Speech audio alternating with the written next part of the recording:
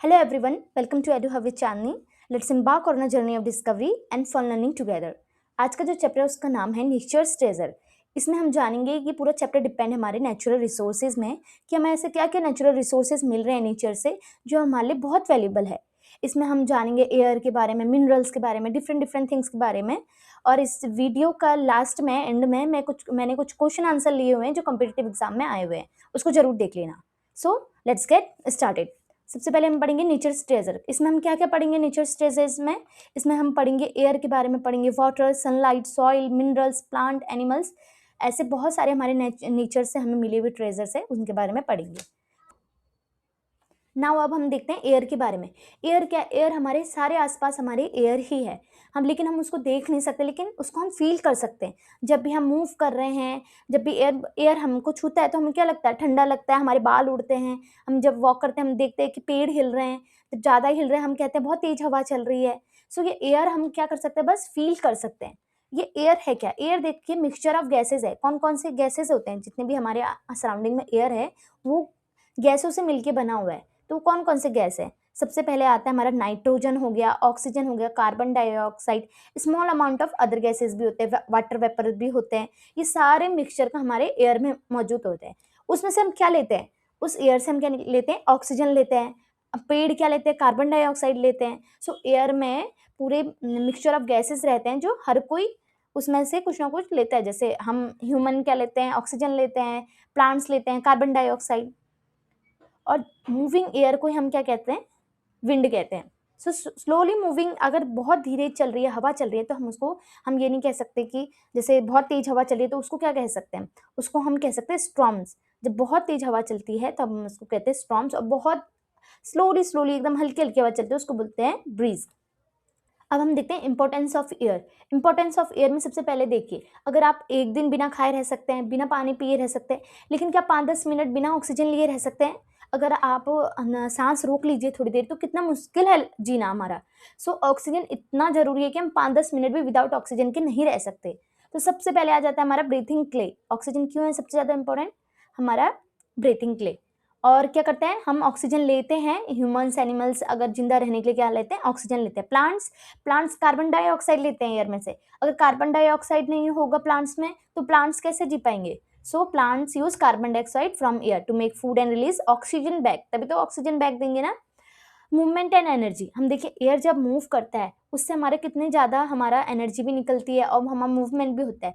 Moving air wind helps a sailing boat, जो boat होती है उसको जब वो सेल करती है तो उसमें हेल्प करता है हमारी। अगर हवा ही नहीं चल रही है तो फ्लाइंग काइट्स में कैसे हेल्प करेगी? सो एयर हमारा किस में देती है? फ्लाइंग काइट्स में भी हमारी हेल्प करती है। Generating electricity through wind mills, हम विंड मिल से इलेक्ट्रिसिटी भी जनरेट कर सकते हैं। अभी विंड मिल अभी थोड़ी देर में पढ़ेंगे हम। और balance of life, the right mix of gas in air keeps earth habitat and all living beings.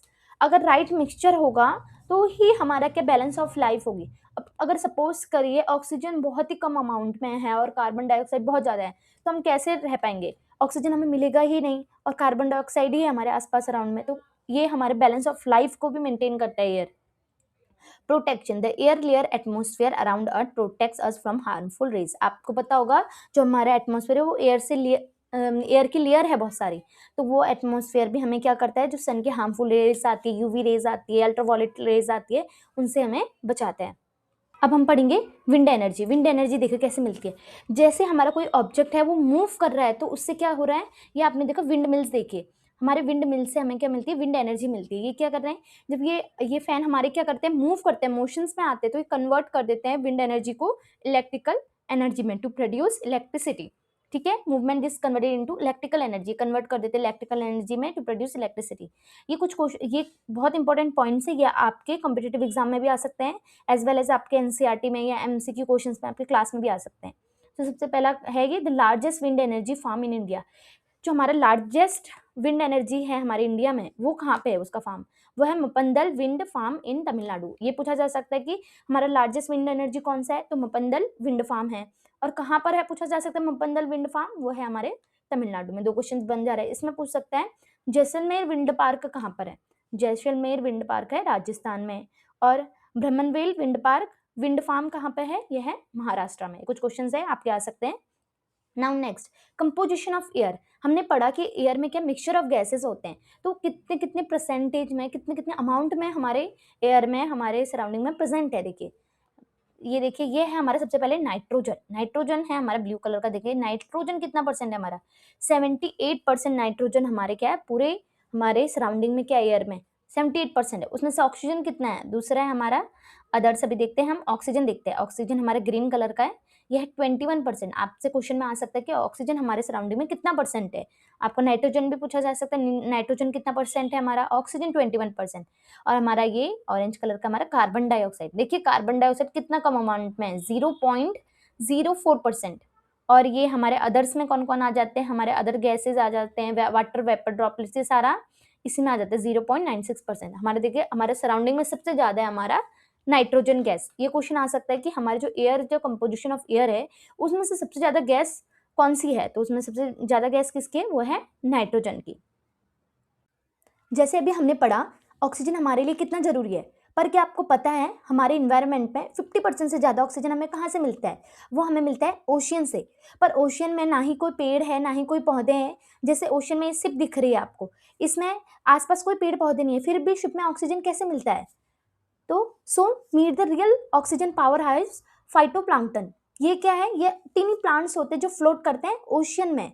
ये एक ऐसे माइक्रोस्कोपिक ओशियन प्लांट है जो हमारे आंखों से नहीं देखे जा सकते, बट इतने छोटे हैं, ओशियन में फ्लोट करते रहते हैं, बट इनका काम बहुत बड़ा है। ये हमारे इन्वायरमेंट में 50% से ज़्यादा ऑक्सीजन हमें प्रोवाइड करते हैं। ये सनलाइट, ये ट्री की तरह सनलाइट लेते हैं और ऑक्सीजन रिलीज करते हैं वाटर में। So next time when you take a deep breath, thank this smallest plant जो आपको इतना ऑक्सीजन प्रोवाइड करते हैं।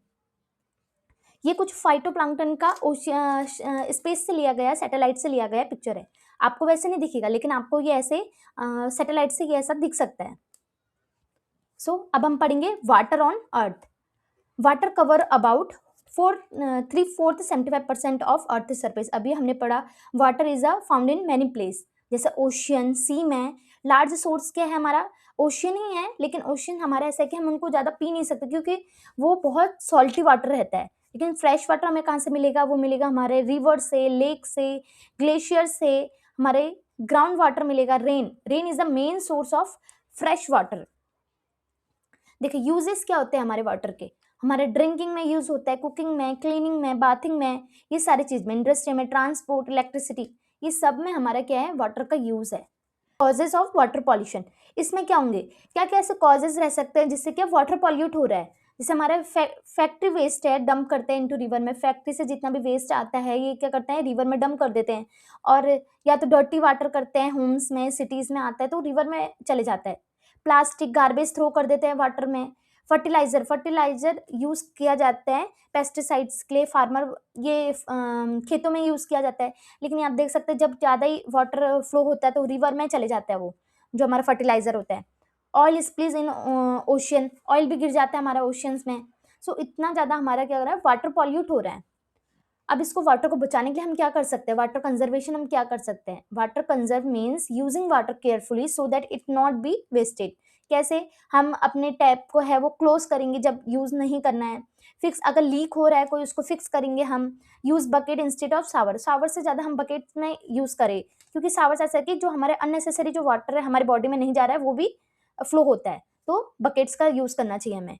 कलेक्ट रेन वाटर, हम रेन वाटर को कलेक्ट कर सकते हैं। हम देखना इतना ज़्यादा रेन होता है, रेन हमारा मेन सोर्स ऑफ है फ्रेश वाटर का, फिर भी हम उसको कलेक्ट नहीं करते, तो हम उसको कलेक्ट भी कर सकते हैं रेन वाटर हार्वेस्टिंग के लिए।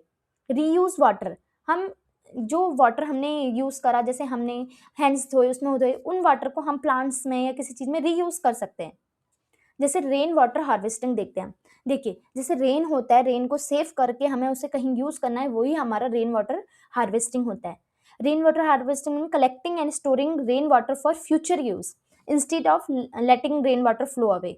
जैसे आपने देखा होगा, ये बहुत सारे लोगों ने बनाए रहते हैं जहाँ पर वाटर की कमी होती है, उधर क्या होता है, इस तरह का इन्हें देखा, ऊपर का बना रखा घर का, जब भी बारिश होती है उसका पानी कहाँ आता है, इसमें आता है, इसमें फ्लो होते होते कहाँ जाता है, सीधे इसमें सेव कर रहे हैं वो लोग।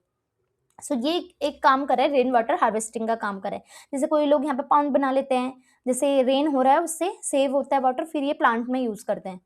देखिए अब हम पढ़ते हैं स्टेप वेल्स। स्टेप वेल्स क्या होते हैं देखिए, step wells are special well with steps going down to the water level, also known as bawdi in Rajasthan and vav in Gujarat. बावड़ी कहा जाता है, ये जो आपको दिख रहा है इसको बावड़ी कहा जाता है राजस्थान में, और वाव कहा जाता है गुजरात में। इसमें क्या करते हैं, ये जब भी बारिश होती है इसमें सेव रहता है वाटर, फिर जैसे वाटर का लेवल नीचे जाता रहता है तो ये नीचे जाने के लिए स्टेप वेल्स रहते हैं। सो वाटर के लिए देखिए पहले के ज़माने में इस तरह का हार्वेस्टिंग की जाती थी। तो वाटर को सेव करने के लिए हमारा वर्ल्ड वाटर डे कब मनाया जाता है, ये मनाया जाता है 22 मार्च को मनाया जाता है हमारा वर्ल्ड वाटर डे। अब हम पढ़ेंगे सन के बारे में। जैसे आप सभी जानते हैं सन एक अल्टीमेट सोर्स ऑफ एनर्जी है, ये हमारा मेन सोर्स ऑफ एनर्जी है फॉर लाइफ ऑन अर्थ। इसमें हम जानेंगे सोर्स ऑफ एनर्जी क्या क्या है। देखिए हम क्या करते हैं, sun is ultimate source of energy, हमें पता है ये क्या प्रोवाइड करती है, हमें हीट प्रोवाइड करती है, लाइट प्रोवाइड करती है, हेल्प्स प्लांट्स मेक फूड, और ये हमारे वाटर साइकिल में भी हेल्प करती है, creates wind, give human solar power and health. ये हमें क्या करते हैं, सोलर पावर और हेल्थ में भी हमारे क्या करते हैं, जैसे हमें विटामिन डी मिलता है सन से। तो ये सारी चीज़ें हमारी आती हैं। अब हम पढ़ते हैं फॉरेस्ट के बारे में। फॉरेस्ट में क्या क्या देखिए, forest are large area covered with tree, plants and animal, they are called green lungs of earth. ये क्या है, ग्रीन लंग्स ऑफ अर्थ भी कहा जाता है हमें फॉरेस्ट को। ये क्या प्रोवाइड करेंगे, हमें ऑक्सीजन प्रोवाइड करेंगी, carbon dioxide, and keep our planet healthy. क्या करते हैं, ऑक्सीजन रिलीज करते हैं और कार्बन डाइऑक्साइड टेक करते हैं सारे प्लांट्स। सो फॉरेस्ट में सिर्फ प्लांट्स ही नहीं, एनिमल्स के लिए भी एक होम होता है forest. Forest serves a natural home for many wild animals, birds and insects, providing them food and shelter। ये किनका, एनिमल्स का, इंसेक्ट्स का, बर्ड का भी एक क्या है, एक घर है, एक उनको शेल्टर प्रोवाइड करता है फॉरेस्ट। क्या क्या चीज़ें हमें, things we get from forest, हमें क्या क्या चीज़ें हमें फॉरेस्ट से मिलती है, हमें ऑक्सीजन मिलता है, हमें वुड मिलते हैं, फ्रूट्स नट्स मिलते हैं, मेडिसिन मिलते हैं, हर्ब्स प्लांट्स होते हैं जो आयुर्वेद में यूज़ होते हैं, ये सारे मेडिसिन हमें मिलते हैं, हमें गम्स एंड रेजन मिलता है, हनी मिलता है, एनिमल्स बर्ड हमारे मिलते हैं तो प्रोवाइड मिल्क हमें मिलता है, हमें वूल मिलता है, वाटर, सॉइल प्रोटेक्शन, इतनी सारी चीज़ें हमें कहाँ से मिलती है, फॉरेस्ट से मिलती है। सो देखिए इसी चैप्टर में आपका है सेफ फॉरेस्ट में क्या ऐसी चीज़ें चली थी जिसमें सेफ को फॉरेस्ट किया था। फर्स्ट आता है चिपको मूवमेंट। जो चिपको मूवमेंट ये कहाँ हुआ था, ये हुआ था एक non violent forest conservation protest था, इसमें कोई वॉलेंट नहीं था, बस इसमें ये कहाँ हुआ था, ये अर्ली 70 में स्टार्ट हुआ था उत्तराखंड में, और इसको जो लीड कर रहे थे, इसके जो लीड थे सुंदरलाल भगुना और चंडी भट्ट और गौरा देवी, ये मेन लीडर थे इसके। इसमें ये क्या करते हैं, ये पेड़ में चिपक जाते हैं, मतलब ये एक तरफ से ये दिखा रहे हैं चिपको मूवमेंट की, जैसे पेड़ को कट करने की बात आती है तो पेड़ में चिपक जाते थे, तभी इसको चिपको मूवमेंट कहा जाता है। ये क्या, ये किस लिए चला गया था, ये इसलिए चला गया था, ये पेड़ों में हक करके उनको स्टॉप कर रहे हैं कि काटने से उनको रोकने के लिए था, टू प्रोटेक्ट इन्वायरमेंट। ठीक है, सो वही प्रोटेक्ट इन्वायरमेंट के लिए हम क्या बनाया जाता है, हर साल एक वन महोत्सव बनाया जाता है। कब बनाया जाता है पूछा जा सकता है, ये फर्स्ट वीक ऑफ जुलाई के फर्स्ट वीक में स्टार्ट हो जाता है, 1 to 7 जुलाई के बीच में वन महोत्सव करते हैं। आप स्कूल में भी जाते होंगे, आपने देखा होगा, आप जैसे जुलाई के मंथ में 1 to 7 में क्या करते हैं, स्कूल में भी बच्चे लगाते हैं प्लांट, वो भी क्या करते हैं, वन महोत्सव सेलिब्रेट करते हैं। अब हम पढ़ते हैं सॉइल के बारे में। देखिए सॉइल क्या है, soil is a tin top layer of earth. ये क्या होती है, देखिए ये एक टॉप लेयर होती है, ये आपको दिख रही है, ये टॉप लेयर है किसकी, अर्थ की। ये क्या स्टोर करती है, वाटर को स्टोर करती है, बहुत सारे हम एनिमल्स भी, एनिमल्स ह्यूमन सब कहाँ रहते हैं, सॉइल में तो रह सकते हैं ना, टेरेस्ट्रियल बॉडी रह सकती है। So it is the most important natural resources for human as well as animals. Soil is a made up of minerals, humus, water, air and which support plant life. Soil क्या क्या soil में क्या मिलता है, हमें rocks मिलते हैं, minerals मिलते हैं, वाटर मिलता है, एयर मिलता है, इतनी सारी चीज़ें सपोर्ट करता है ऑयल में, सॉइल में। अब टाइप ऑफ सॉइल क्या क्या रहते हैं, देखो सॉइल हमारे डिफरेंट जगह में डिफरेंट तरीके सॉइल होते हैं, जैसे कहीं हमारा रेड सॉइल मिलेगा, कहीं ब्लैक सॉइल मिलेगा, उनका यूज़ भी अलग होता है। Soil types differ by colour, texture, fertile, and each type supports different crop. अलग अलग टाइप के जो सॉइल्स होते हैं वहाँ पे अलग अलग क्रॉप्स बोया जाता है। जरूरी नहीं कि जैसे हमारे नॉर्थ में जो फूड हमारा जो भी हमारे क्रॉप्स बो रहे हैं वो हमें साउथ में मिले, क्योंकि सॉइल का टेक्सचर अलग हो जाता है, बहुत सारी चीज़ें अलग हो जाती है। नाउ अब हम पढ़ते हैं रॉक्स। रॉक्स देखिए, ये आपको स्लेट दिख रहे हैं, ये बहुत पहले के टाइम पे क्या करते थे लोग, अपने घर बनाया करते थे इन्हीं रॉक से। ये आपको रॉक वाला घर दिख रहा है। So rocks are naturally occurring soil substance that form the earth crust and made up of mineral. Rock क्या होता है, रॉक कहाँ से मिलता है, हमें सॉइल में हमें रॉक्स मिलते हैं, और रॉक्स बने होते हैं मिनरल से। ये इसका यूज़ क्यों किया जाता है, बिल्डिंग में किया जाता है, making things, fuel, jewellery, statue, ये सारी चीज़ों में हमारा रॉक्स यूज़ किया जाता है। अब हमने पढ़ा कि हमारे रॉक्स किससे बने होते हैं, मिनरल से बने होते हैं। मिनरल्स देखिए, इतने सारे मिनरल्स हमें, इससे भी कहीं ज़्यादा मिनरल्स हमें कहाँ से मिलते हैं, रॉक से मिलते हैं।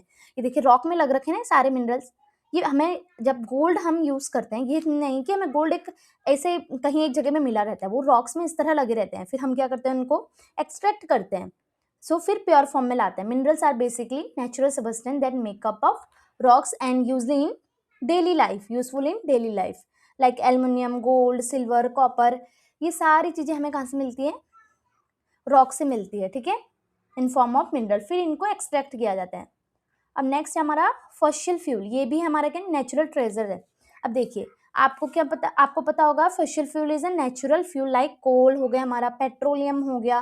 पेट्रोलियम को ही हमारा पूछा जाता है क्वेश्चन कि ब्लैक गोल्ड किसे कहा जाता है, तो वो किसे कहा जाता है, पेट्रोलियम को। And the natural gas formed from the remain of plants and animal buried under the earth millions of year. ये हमारा फॉसिल फ्यूल बनता कैसे है, देखिए जितने हमारे प्लांट्स होते हैं, एनिमल्स होते हैं, मिलियंस ऑफ ईयर पहले जब क्या होता है, वो जो प्लांट्स एनिमल क्या किसी डिजास्टर की वजह से, किसी वजह से क्या है, ये दफन हो जाते हैं जमीन के नीचे, तो वो ही बाद में इतने मिलियन साल बाद क्या उनका फ्यूल बनता है। फॉसिल क्या हुआ कि वो सारी चीजें, जितने भी एनिमल्स थे, प्लांट थे, वो क्या हो गए, पूरे अर्थ के अंदर चले गए, अर्थ क्रस्ट में रह गए, बाद में मिलियंस ऑफ ईयर में उनका क्या बना, फ्यूल्स बन गया, तो तभी उसे कहा जाता है फॉसिल फ्यूल। एग्जाम्पल में आ जाता है हमारे कोल, आ जाता है पेट्रोल, आपने देखा होगा कार बाइक्स में पेट्रोल लगता है, डीजल लगता है हमारे ट्रक में, इनमें केरोसिन यूज़ किया जाता है। जब हम लाइट जलाते थे पहले के टाइम पे, हम क्या आग लगाते थे तो केरोसिन का यूज़ करते थे। नेचुरल गैस, नेचुरल गैस में हम एलपीजी, लिक्विफाइड पेट्रोलियम गैस, जो भी हमारे घर पे रहता है, कुकिंग के लिए हम यूज़ करते हैं, तो क्या एलपीजी सिलेंडर होता है वो। सीएनजी क्या होता है, compressed natural gas used for vehicle as a cleaner fuel. हम बोलते हैं आजकल सीएनजी बाइक आई है, इसकी आई है, तो वो क्या है, कंप्रेस्ड नेचुरल गैस है जो हमारे व्हीकल्स में, और वो क्लीन रहती है, उसमें कोई पॉल्यूशन नहीं होता है। अब हम पढ़ते हैं रिसोर्सेज। देखिए अभी अभी हमने पढ़ा, ये सारे रिसोर्सेज हमने पढ़े, लेकिन क्या कुछ नेचुरल रिसोर्सेज है, कुछ मैन मेड रिसोर्सेज है। हमें नेचुरल रिसोर्सेज में क्या क्या मिला, फाउंड इन, हमें कहा नेचुरल रिसोर्सेज जो हमें कहाँ मिलते हैं, नेचर्स में मिलते हैं। एग्जाम्पल एयर हो गया, water, soil, forest, mineral, sunlight, ये हमें नेचुरली मिलता है, ये कोई मैन मेड नहीं बना सकता। एयर, वाटर, सॉइल, ये सब हमें नेचुरली ही मिला हुआ है। और मैन मेड जैसे जो मैन बना सकते हैं, हम लोग ने खुद क्रिएट किया हुआ है, जैसे रोड्स हो गए, बिल्डिंग हो गई, मशीन्स हो गए, व्हीकल्स, ये सब क्या है, मैन मेड रिसोर्सेज है, thing creates by human using natural resources. अब देखिए इस नेचुरल रिसोर्स को हम दो पार्ट में डिवाइड कर सकते हैं, रिन्यूएबल रिसोर्सेज और नॉन रिन्यूएबल रिसोर्सेज। रिन्यूएबल में कौन आ जाते हैं, ऐसे जिनको हम क्या कर सकते हैं, रिन्यू कर सकते हैं, resources that can be use again and again because nature replace them quickly. हम उनको एक बार यूज करके दोबारा यूज कर सकते हैं अगेन एंड अगेन, उसी को कहते हैं रिन्यूएबल रिसोर्सेज। जैसे सनलाइट का यूज कर सकते हैं हम, विंड का, वाटर का, फॉरेस्ट का, उनको दोबारा यूज कर सकते हैं, यही है हमारा renewable resources. Non renewable resources जो एक बार यूज कर लिया फिर हम उसको दोबारा यूज कभी नहीं कर सकते, जैसे we can not replace quickly once used, they take millions of year to form. जैसे हमने अभी फॉसिल फ्यूल पढ़ा, वो एक बार हमने यूज कर दिया, उसको दोबारा हम रिक्रिएट नहीं कर सकते, तो मिलियन ऑफ ईयर लगेंगे दोबारा से बनने में। जैसे कोल, पेट्रोलियम, नेचुरल गैस, मिनरल्स एक बार बन गए, उनको बहुत साल लगेंगे दोबारा बनने में। Renewable resources are ultimate while non renewable resource are limited and can run out. बहुत लिमिटेड होते हैं और उनको दोबारा हम नहीं बना सकते, बहुत मिलियंस ऑफ ईयर लग जाएंगे। ये कुछ क्वेश्चंस है, ये कॉम्पिटिटिव एग्जाम में आए, ये आरआरबी में आ रखा है। देखिए इसमें क्वेश्चन पूछा गया है, which fuel is store in cylinder for cooking. अभी हमने पढ़ा सिलेंडर में कौन सा फ्यूल यूज हो रहा है, उसमें ये यूज हो रहा है एलपीजी, तो इसका correct answer is B. Now ये नेक्स्ट क्वेश्चन हमारा है, किसमें आया, ये एसएससी सीजीएल में आया 2023 में। Which mineral is popularly known as black gold. अभी हमने पढ़ा था ब्लैक गोल्ड किसे कहा जाता है, ब्लैक गोल्ड कहा जाता है पेट्रोलियम को। So correct answer is option B, petroleum. Next question है, नेशनल टैलेंट सर्च एग्जाम में आया हुआ है, 2019 में आया है। वन महोत्सव is celebrated every year in which month. हमको पता है वन महोत्सव कब मनाया जाता है, कौन से मंथ में, जुलाई में। अब ये भी पूछा जाता है कब से कब तक, ये 1 to 7 जुलाई के बीच में मनाया जाता है। So correct answer is B, July. Next question, ये ओलंपियाड साइंस एग्जाम में आया हुआ है। Which movement in India is famous for protecting tree by hugging them. ऐसा कौन सा मूवमेंट है जो फेमस इसलिए कि ट्री को हग करना, हगिंग, जब वो ट्री को हग करते हैं तो ऐसा कौन सा मूवमेंट चला था? वो चला था, हमने पढ़ा अभी, Chipko movement. Correct answer is A, Chipko movement. इसी में ही सब क्या कर रहे थे, ट्री में हग करके उसको प्रोटेक्ट कर रहे थे। नाउ यहीं पर हमारा चैप्टर कंप्लीट होता है। मैं बस लास्ट में यही कहना चाहती हूँ, सीखने की कोई उम्र नहीं होती। So dream it, wish it and do it. That's it for today. Thanks for watching.